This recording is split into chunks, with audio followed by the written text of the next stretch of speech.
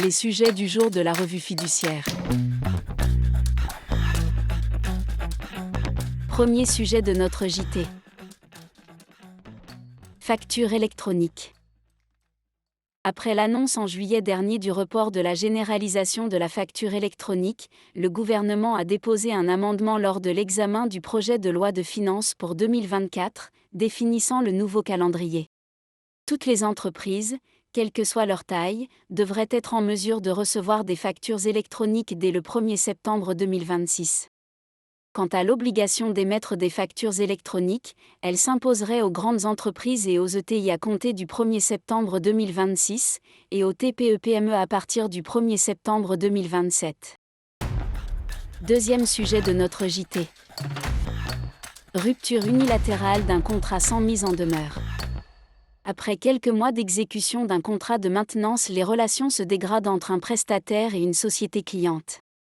Le prestataire adresse à la société une lettre par laquelle il met un terme à sa prestation, en raison du comportement du dirigeant de cette dernière, puis la signe en paiement de diverses factures. Le juge d'appel accède à ces demandes. La société conteste cette décision. Elle reproche à la Cour d'avoir jugé que son dirigeant avait commis des manquements suffisamment graves pour que le prestataire mette fin unilatéralement au contrat sans relever qu'il aurait mis en demeure sa cliente de mettre un terme au manquement.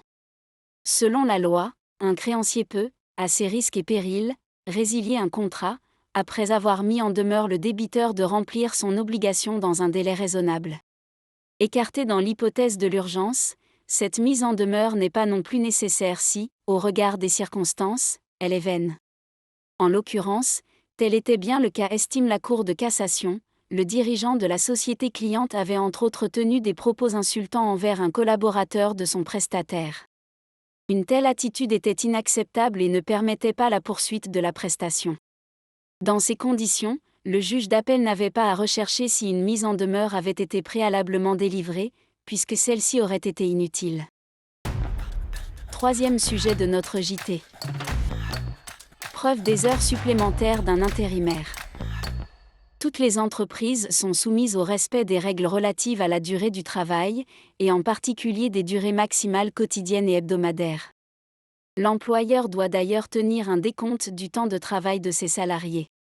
Mais lorsqu'un intérimaire est mis à disposition d'une entreprise, qui doit s'assurer que les dispositions relatives à la durée du travail sont respectées pour ce salarié? Le Code du travail est clair. Pendant la durée de la mission, l'entreprise utilisatrice est responsable des conditions d'exécution du travail, notamment pour ce qui concerne la durée du travail. Pour la Cour de cassation, en cas de litige sur le respect des seuils et plafonds prévus par le droit de l'Union européenne et des durées maximales de travail fixées par notre Code du travail, c'est donc l'entreprise utilisatrice qui doit prouver qu'aucun manquement n'a été commis.